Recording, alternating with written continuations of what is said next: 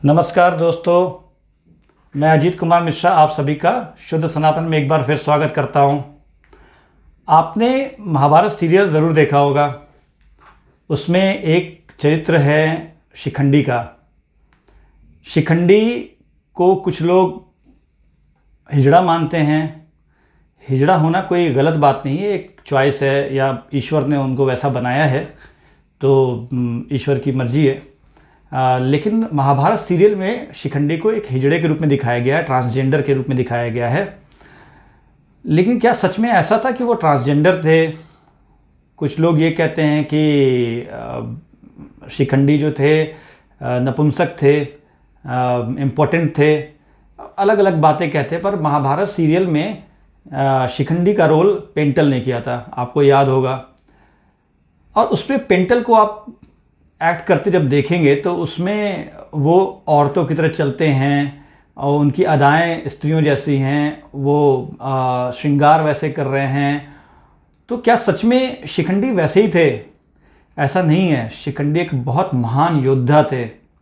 शिखंडी का जीवन जो था वो इतनी बड़ी ट्रेजेडी है कि आप अगर उनकी पूरी कहानी सुनेंगे तो आप रो पड़ेंगे। एक औरत के संघर्ष की ऐसी कहानी है जो शायद ही विश्व के किसी जगह में मिलती है। और किस तरीके से उन्होंने भीष्म के वध के लिए अपने तीसरे जीवन तक इंतज़ार किया और आखिरकार भीष्म के वध की वो वजह बने। तो ये सब बहुत सारे रहस्य हैं कि शिखंडी का संघर्ष कैसा रहा, कैसे एक स्त्री भीष्म पितामह जैसे महान योद्धा के वध का कारण बनी। तो ये बहुत सारी बातें हैं। लेकिन उसके पहले मैं आप सभी से निवेदन करूंगा कि शिखंडी के उस कारुणिक या ट्रेजेडी की स्टोरी सुनने से पहले अगर आपको हमारा वीडियो पसंद आता है तो आप हमारे वीडियो को लाइक करें। अगर आप हमारे चैनल से जुड़ना चाहते हैं तो इसे सब्सक्राइब करें। अगर आप हमारे नोटिफिकेशंस को लेना चाहते हैं, प्राप्त करना चाहते हैं, तो बेल आइकन का बटन दबाएं, आपको नोटिफिकेशंस मिलेंगे हमारे वीडियोज़ के। और अगर आपको हमारे वीडियो के कंटेंट से किसी तरह की दिक्कत है तो आप डिसलाइक का बटन दबा सकते हैं। लेकिन मेरी गुजारिश हमेशा से यही रहती है कि आप डिसलाइक का बटन दबाने के साथ साथ एक कमेंट ज़रूर डालें ताकि हमें पता चल सके कि हमारे से कोई गलती हुई है। अगर कोई गलती हुई तो हम उसे सुधारने की कोशिश करेंगे। तो चलिए दोस्तों शुरू करते हैं। शिखंडी की वो ट्रेजेडी, शिखंडी की वो कथा जो आपने कहीं कहीं से सुनी है लेकिन ओरिजिनली महाभारत में कैसे कही गई है। एक ऐसी स्टोरी जो आपकी आंखों में आंसू ला सकती है। एक औरत की ऐसी कथा जो 3 जन्मों तक इंतज़ार करती है। शिखंडी की जो सबसे पहली बार जो कथा आती है वो महाभारत के उद्योग पर्व में आती है, जब कुरुक्षेत्र में दोनों सेनाएं, पांडवों की और कौरवों की दोनों सेनाएं आमने सामने खड़ी हो जाती हैं। तब दुर्योधन पूछते हैं कि पांडवों की सेना में कौन कौन से महावीर योद्धा हैं, और उनके सेनापति जो भीष्म पितामह हैं वो अर्जुन, युधिष्ठिर, भीमसेन, नकुल, सहदेव, द्रुपद, अभिमन्यु, विराट, नरेश, बहुत सारे घटोत्कच, बहुत सारे योद्धाओं की प्रशंसा करते हैं। लेकिन इसके बाद भीष्म पितामह एक महान योद्धा के बारे में बताते हैं जिनका नाम शिखंडी है। और भीष्म पितामह शिखंडी के बारे में बताने के साथ साथ अपनी प्रतिज्ञाओं के बारे में बताते हैं। एक ये कि वो युद्ध में लाखों सैनिकों का वध करेंगे, दूसरे सभी राजाओं का वध कर सकते हैं, लेकिन वो पांडवों का वध नहीं करेंगे क्योंकि वो उनके अपने हैं। दूसरी जो उनकी प्रतिज्ञा है वो ये है कि वो शिखंडी के सामने आने पे अपना शस्त्र नहीं उठाएंगे। ठीक है, तो वो क्यों नहीं उठाएंगे ये दुर्योधन पूछते हैं। तो वो शिखंडी की पूरी कहानी बताते हैं। शिखंडी दरअसल एक जन्म में काशीराज की सबसे बड़ी बेटी अंबा थी। काशीराज की 3 बेटियां थी, अंबा, अंबालिका और अंबिका। भीष्म पितामह के जो भाई थे विचित्रवीर्य, तो विचित्रवीर्य का विवाह करना था। और विचित्रवीर्य के विवाह के लिए काशीराज की 3 लड़कियां उन्हें पसंद आईं और वहाँ काशीराज जो थे स्वयंवर कर रहे थे। तो भीष्म पितामह जाते हैं और स्वयंवर से उन 3 लड़कियों का, अंबा का, अंबिका का, अंबालिका का अपहरण कर लेते हैं और ज़बरदस्ती हाथ पकड़ करके रथ पे बिठा देते हैं। और सारे राजा वहाँ जब विरोध करते हैं, सारे क्षत्रियों का वो वहाँ पे सारे क्षत्रियों को वो हराते हैं। इसके बाद वो आ जाते हैं हस्तिनापुर लेकर के इन तीनों लड़कियों को, और विचित्रवीर्य के और उनकी माँ के सत्यवती के सामने खड़ा कर देते हैं। तो अम्बा जो है वो भीष्म पितामह से कहती कि मैं ये विवाह नहीं करूँगी। देखिए, वो स्त्री के पास ये अधिकार था अपहरण होने के बावजूद कि वो विवाह के लिए हाँ या ना कह सकती थी। ऐसा हमारे शास्त्रों में बहुत जगह आता है। तो अंबिका और अंबालिका का विवाह विचित्रवीर्य से हो जाता है। अम्बा शादी करने के लिए राज़ी नहीं होती है। तो भीष्म पितामह पूछते कि ऐसा क्या है, क्यों आप शादी नहीं करना चाहती हैं? तो उन्होंने बोला कि मैंने शाल्व के राजा को अपना दिल दे दिया था और उन्होंने भी इच्छा प्रकट की थी कि मेरे से वो विवाह करेंगे। वो स्वयंवर में थे भी, लेकिन आपने ज़बरदस्ती हाथ पकड़ करके मेरे को रथ पे बिठाया और अपहरण करके ले आए। भीष्म पितामह ने ऐसा कुछ गलत नहीं किया था, क्योंकि उस समय एक राक्षस विवाह की प्रथा भी थी। राक्षस विवाह क्षत्रियों में होता था। जैसे उसमें क्या होता था कि आप अपहरण करते हैं नारी का और उसकी इच्छा से फिर शादी कर लेते हैं। इसमें नारी की इच्छा इंपॉर्टेंट होती थी। रुक्मिणी का हरण भी एक तरीके से राक्षस विवाह के अंतर्गत ही आता है। सुभद्रा जी का जो अपहरण है वो भी राक्षस विवाह के अंतर्गत ही आता है। अपहरण करके विवाह करने को राक्षस विवाह कहते हैं, और ये क्षत्रियों में आमतौर पे कॉमन माना जाता था। ब्राह्मणों में ऐसा नहीं था और बाकी किसी वर्ण में ऐसा नहीं था। तो उन्होंने बोला कि ठीक है, आपने मेरा अपहरण कर लिया, और लेकिन मैं विवाह के लिए राजी नहीं हूँ, क्योंकि आपने मेरी इच्छा पूछी नहीं थी। तो भीष्म पितामह बोलते हैं फिर क्या किया जाए? तुम ऐसा करो, शाल्वराज के पास चली जाओ, और शाल्वराज के पास उसको भेज देते हैं। लेकिन शाल्वराज जो हैं कुछ कारणों से अम्बा को अपनाने से इनकार कर देते हैं। वो अम्बा को कहते हैं कि एक तो तुम्हारा हाथ किसी दूसरे पुरुष ने पकड़ लिया था, वो ज़बरदस्ती अपहरण करके ले गया था, इसलिए उसका अधिकार है। दूसरा ये कि भीष्म पितामह से मैं लड़ नहीं सकता हूँ, इसलिए मेरे को डर लगता है, इसलिए मैं तुम्हारे साथ तुमको अपनाऊंगा नहीं, तुम्हारे साथ विवाह नहीं करूँगा। अम्बा बहुत रोती है, गिड़गिड़ाती है, पर शाल्वराज तैयार नहीं होते हैं। अम्बा वापस भीष्म के पास आती है। तो भीष्म को बोलती है अब आप मेरे से विवाह करो। भीष्म बोलते हैं मैं तो ब्रह्मचारी हूँ। तो बोले कि अगर ब्रह्मचारी तो तुमने मेरा हाथ कैसे पकड़ा था? तो भीष्म के पास कोई जवाब नहीं था, लेकिन फिर भी बोलते कि नहीं, मैं अपनी प्रतिज्ञा को तो नहीं तोड़ सकता हूँ, मैं नहीं विवाह करूँगा। अम्बा को समझ नहीं आता वो क्या करे। तो वो हस्तिनापुर से बाहर निकल जाती है और एक जंगल में एक शेखवात्य नाम के ऋषि हैं, उनके वन में चली जाती है। वहाँ वो रोती है, बताती है अपनी सारी कहानी। तो ऋषि जो हैं द्रवित हो जाते हैं, बोलते कुछ दिन रहो यहीं पे, तुम तपस्या करो, ठीक है, कोई दिक्कत नहीं है। तो उसी जगह, उसी आश्रम में उसके अम्बा के नाना आते हैं, और नाना के मित्र जो हैं परशुराम थे। तो नाना बोलते हैं कि ठीक है, क्या कर सकते हैं, तुम मेरे घर चलो। तो बोलती मैं अब किसी के घर नहीं जाऊंगी, मैं भीष्म की का वध करवाऊंगी, चाहे जो भी राजा हो, कोई भी व्यक्ति जो भीष्म का वध कर दे, मैं उसके पास जाना चाहती हूँ। तो वो बोलते हैं कि परशुराम आने वाले हैं। तो परशुराम तो क्षत्रियों का संहार करने के लिए विश्व में प्रसिद्ध है, उनसे तुम गुजारिश करो। तो परशुराम आते हैं। तो अम्बा जो है अपने सारी कहानी बताती है कि मेरे साथ ऐसा अन्याय हुआ। तो वो बोलते तुमको बताओ किससे विवाह करना है? शाल्वराज को मैं धमकाता हूँ। तो बोले नहीं, अब शाल्वराज के पास मैं नहीं जाऊँगी। तो बोले भीष्म को कहता हूँ मैं विवाह करने के लिए, तो अगर भीष्म विवाह करने से राज़ी नहीं होगा तो मैं देखता हूँ क्या कर सकता हूँ।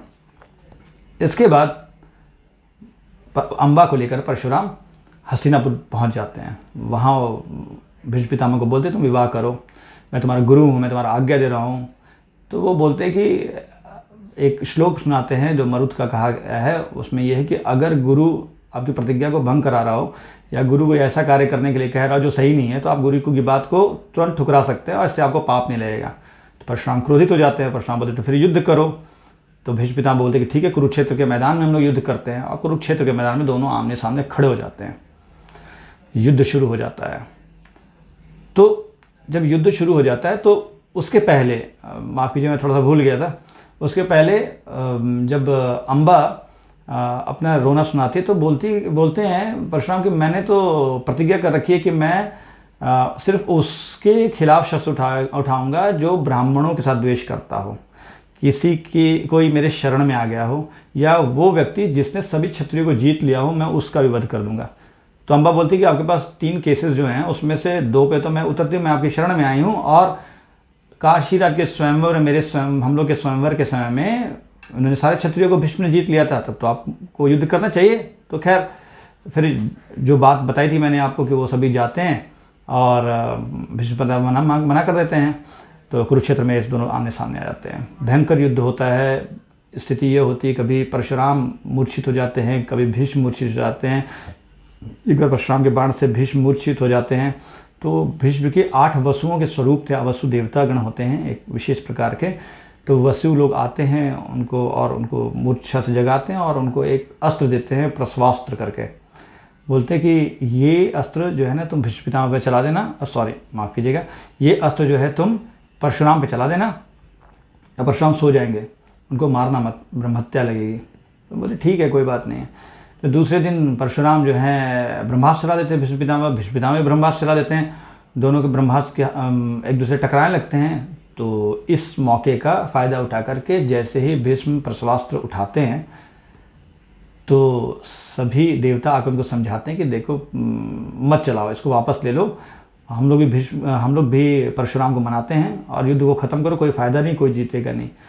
जब वो प्रस्वास्त्र चलाने से मना करने के बाद मान जाते हैं तो ये देख करके परशुराम खुश हो जाते हैं। बोलते हैं कि देखो तुमने मेरी लाज रखी, मेरे वीरता का, मेरे ब्राह्मणत्व का मान रखा, इसलिए मैं हार मान जाता हूँ। इसके बाद परशुराम शस्त्र का त्याग कर देते हैं और वो चले जाते हैं। अम्बा अब क्या करें, यहाँ ये मैच जो है एक तरह से ड्रॉ ही हो गया। मतलब जरूर परशुराम हारे, लेकिन दोनों अपने अपने जगह चले गए वापस। अम्बा वहाँ से भटकते हुए वत्स देश चली जाती है और वहाँ वो कठोर तपस्या करने लगती है। तो एक दिन उसकी तपस्या के समय में गंगा देवी प्रकट होती है और बोलती है तुम मेरे बेटे के लिए कर रही हो ना, मेरे बेटे का वध करने के लिए तपस्या कर रही हो ना, मैं तुमको ये शाप देती हूँ कि तुम ना एक नदी बन जाओगी, और ऐसी नदी बनेगी जो टेढ़ी मेढ़ी हो, जिसके अंदर में लोग बहुत सारे मगरमच्छ वगैरह रहेंगे और लोग उसमें नहाने से भी डरेंगे। और दिक्कत ये होगी कि कोई मतलब तुम्हारे यहाँ अंदर पानी भी ज़्यादा दिन नहीं रहेगा, 2 महीने से ज़्यादा पानी रहेगा, बरसात का ही पानी रहेगा। तो अम्बा जो है उनकी मृत्यु हो जाती है और अम्बा के जो है अगले जन्म में आधी नदी के रूप में और एक कन्या के रूप में जन्म लेती है। फिर अम्बा तपस्या शुरू करती है। इस बार तपस्या कर, उसको सारी बातें पूर्वजन्म की याद है, और फिर तपस्या शुरू करती है और तपस्या करते करते महादेव को प्रसन्न कर लेती है। महादेव उसको वरदान देते कि हाँ तुम भीष्म के वध का कारण बनोगी, और दूसरी बात यह कि तुम्हारा जन्म जो है एक कन्या के रूप में होगा, लेकिन बाद में तुम पुरुष बन जाओगी। तो अम्बा बोलती ठीक है। फिर अम्बा क्या करती है, जंगल में जाती है और चीता अपनी बनाती है और अपना आत्मदाह कर लेती है, आत्महत्या कर देती है। इधर द्रुपद जो द्रौपदी के जो पिता हैं, उस समय द्रुपद की कोई भी संतान नहीं थी। वो महादेव से तपस्या करते हैं और महादेव उनको वरदान देते कि तुम्हारे एक कन्या होगी जो बाद में पुरुष बन जाएगी और बहुत पराक्रमी होगी। और तो बोलते ठीक है, महादेव आपने बोला है तो यही होगा।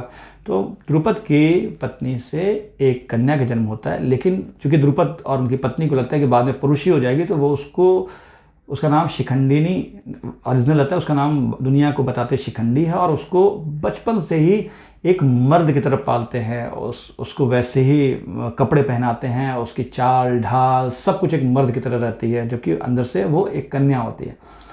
धीरे धीरे शिखंडिनी बड़ी होने लगी। जब उसके विवाह का समय आया तो अब समझ में आया कि अब करे क्या, है तो ये स्त्री, अब तक महादेव का वरदान सच भी नहीं हुआ है। तो रानी बोलती है कि नहीं, इसकी किसी लड़की से शादी कराते हैं, महादेव की बात कभी झूठी हो नहीं सकती है। तो दार्शान नाम का एक राज्य था, वहाँ के हिरण्यवर्मा की बेटी से विवाह छुप करके करा लिया जाता है, झूठ बोल करके। लेकिन कुछ समय के बाद तो भेद खुलना ही था। ये भेद खुल जाता है कि ये दिखती तो मर्द है, कपड़े तो मर्द के जैसे पहनती है, पर है ये औरत। तो दार्शन राज को पता चलता है और दार्शन राज जो है हमला करने की धमकी देते हैं। अब द्रुपद को चिंता हो जाती है कि भाई अब तो युद्ध हो जाएगा और पूरी दुनिया को बात भी खुल जाएगी। अपने माता पिता को बहुत परेशान देकर के शिखंडी जो है वन में चली जाती है, शिखंडिनी। और वहाँ उसकी मुलाकात एक स्थूलकर्ण नाम के यक्ष से होती है। वो अपने रोते हुए बताती है तो स्थूलकर्ण को दया आ जाती है। उसने बोला कि वो स्थूलकर्ण बोलता है कि एक काम करो, तुम जो है ना, तुमको मैं कुछ समय के लिए अपना पुरुषत्व दे देता हूँ और तुम्हारी जगह मैं औरत बन जाता हूँ। जब तुम्हारा काम हो जाएगा, दाशानुदार लौट जाएंगे, हमला नहीं करेंगे, तो तुम आके मेरा कुछ समय के बाद लौटा देना मेरा पुरुषत्व, तुम वापस स्त्री बन जाना। हम शिखंडिनी जो है बहुत खुश हो जाती है। वो बोलती है ठीक है। तो ये एक्सचेंज हो जाता है और शिखंडी वापस आती है। और इसके बाद वो चूँकि पुरुष बन चुका है, तो वो आने के बाद जब दाशानुराज को पता चलता है, सारे लक्षणों से पता चलता है कि नहीं, चेक करवाते हैं तो पता चलता है कि ये तो पुरुष ही है, तो वापस लौट जाते हैं। इधर स्थूलकर्ण के साथ एक ट्रेजेडी हो जाती है। वहाँ वो यक्ष रहता है, तो यक्षों के राजा कुबेर आते हैं उससे मिलने के लिए। तो वो उनसे मिलता नहीं क्योंकि उसको शर्म आ रही होती है कि वो औरत बन गया है। तो कुबेर पूछते हैं लोगों से, तो बाकी यक्षों से, तो यक्ष बताते हैं कि एक्चुअली इन्होंने शिखंडी को दे दिया अपना पुरुषत्व कुछ समय के लिए। तो कुबेर को गुस्सा आ जाता है, बोलते कि जाओ तुम अब जो है ना औरत ही बन के रहो, शाप दे देते हैं। फिर वो स्थूलकर्ण गिड़गिड़ाते हैं, लोग माफ़ी मांगते हैं। तो बोलते कि ठीक है, जब शिखंडी का वध होगा तो तभी जाके तुम वापस पुरुष बनोगे। तो एक तरीके से शिखंडी फिर पूरे जीवन के लिए पुरुष बन जाता है। पुरुष बनने के बाद वो द्रोणाचार्य से युद्ध की शिक्षा लेता है, धनुर्धर बनता है, और वो धनुष विद्या के जो 4 स्टेजेज हैं, वो चारों स्टेजेस को पार करते हैं। यही कहानी होती है। बाद में शिखंडी जो है युद्ध में उतरते हैं और 11 दिन तक शिखंडी युद्ध करते हैं। और अंतिम दिन जो है, जब जिस दिन भीष्म का 10वें दिन जो है भीष्म का वध होता है, तो उस दिन अर्जुन जो है शिखंडी को आगे करते हैं। ऐसा नहीं कि शिखंडी को आगे करके अर्जुन पीछे से केवल बाण चला रहे थे, जैसा कि दिखाया गया है आपको टीवी सीरियल्स में। होता यह है कि शिखंडी युद्ध कर रहे होते हैं और बाण चला रहे होते हैं। भीष्म पितामह शस्त्र नहीं उठा रहे होते हैं। यहाँ पर भीष्म पितामह की डबल स्टैंडर्ड नजर आता है। भीष्म पितामह ने एक प्रतिज्ञा कर रखी थी कि कोई भी व्यक्ति, कोई भी स्त्री पे वो हाथ नहीं उठाएंगे, शस्त्र नहीं उठाएंगे। बहुत बढ़िया बात है। दूसरा था कि कोई स्त्री के नाम वाला भी होगा तो भी वो शस्त्र नहीं उठाएंगे। तीसरी महाभारत में उन्होंने बात बताई कि कोई स्त्रियों के कपड़े भी अगर पहन चुका हो कभी, तो भी वो उसके ऊपर शस्त्र नहीं उठाएंगे। और किसी ने अपना नाम स्त्री या लड़की का नाम रख लिया हो, कमला विमला रख लिया हो किसी लड़के ने, तो उसके ऊपर भी शस्त्र नहीं उठाएंगे। ठीक है, शिखंडी के ऊपर शस्त्र नहीं उठाने का रीजन समझ में आता है, लेकिन अर्जुन भी तो वृहन्नला बने थे और अर्जुन नपुंसक थे, बने थे 1 साल के लिए। जब वो अज्ञातवास में थे तो वृहन्नला बने थे तो वो नपुंसक के रूप में थे। इट्स ओके, लेकिन उन्होंने तो स्त्री का ड्रेस भी पहना था, तो फिर अर्जुन से वो युद्ध क्यों कर रहे थे? तो ये सब बहुत सारी डबल स्टैंडर्ड बातें हैं। लेकिन शिखंडी युद्ध करने लगे, शिखंडी बाण चलाते। शिखंडी ने बोला आप भी चलाओ मेरे ऊपर, तो आपका नहीं चलाना, आपकी चॉइस है। अर्जुन शिखंडी की रक्षा कर रहे थे वहाँ पे, और वो बाकी लोग जो भीष्म को घेर के घूम रहे थे उनके ऊपर बाण चला रहे थे। जब शिखंडी लगातार बाण चला रहे थे, भीष्म पितामह घायल होने लगे। तब जाकर के उसके बाद भी भीष्म पितामह की मृत्यु नहीं हुई, उनको इच्छा मृत्यु का वरदान था।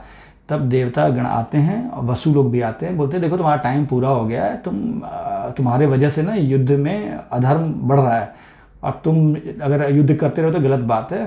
तो भीष्म पितामह बोलते हैं कि बात तो सही है, अच्छा यही है कि मैं जो है अब अपना शरीर त्याग ही देता हूँ। तब उन्होंने कहा कि भाई अब मेरे ऊपर बाण चलाओ। सभी बाण चलाने लगे। अर्जुन ने बाण चलाया तो भीष्म पितामह ने उसका उत्तर दिया।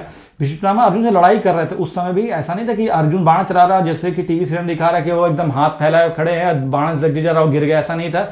भीष्म पितामह युद्ध कर रहे थे और अर्जुन बाण चला रहा था, वो बाण लग रहे थे उनको, बराबर का युद्ध था। केवल सामने शिखंडी था, तो शिखंडी के ऊपर वो अस्त्र नहीं चला रहे थे, अर्जुन के ऊपर वो अस्त्र चला रहे थे, बाण चला रहे थे। तो ये जो स्टोरी दिखाई गई ना महाभारत टीवी सीरियल में, एकदम गलत दिखाई गई है। एक्चुअली अर्जुन और उनका सामना था, जब वो खुद थक जाते हैं, उनको देवतागण बोलते हैं अब इच्छा मृत्यु ले लो, अब टाइम आ गया है, तब वो जो है थोड़े ढीले पड़ते हैं और अर्जुन जो है उनके ऊपर बाण चलाते हैं और अर्जुन के बाण लगते हैं उनके, और उसके बाद वो धाराशायी होते हैं। लेकिन युद्ध अर्जुन से उन्होंने किया उस समय भी, और शिखंडी केवल खड़े थे, शिखंडी ने भी बाण चलाए थे। बाद में शिखंडी का वध जो है अश्वत्थामा सोती अवस्था में कर देता है जब ये लोग लगभग युद्ध हार चुके होते हैं, कौरवगण। तो ये पूरी कहानी दोस्तों, ऐसी बहुत सारी कहानियों के लिए आप हमसे जुड़ सकते हैं। हमारे एक वेबसाइट है www.shuddhsanatan.org। इस पर आपको शास्त्र संबंध बहुत सारी ऐसी बातें मिलेंगी जो हमारे पुस्तकों में, हमारे ग्रंथों में ओरिजिनली लिखी हुई है, बिना किसी छेड़छाड़ के मैं आपको बताऊंगा हमेशा। अगर आपको अच्छा लगता है तो ज़रूर हमसे जुड़िएगा। तब तक के लिए आप सभी का बहुत बहुत धन्यवाद। आपने बहुत पेशेंस रखा। आप सभी से मैं अब अलविदा लेता हूँ। नमस्कार।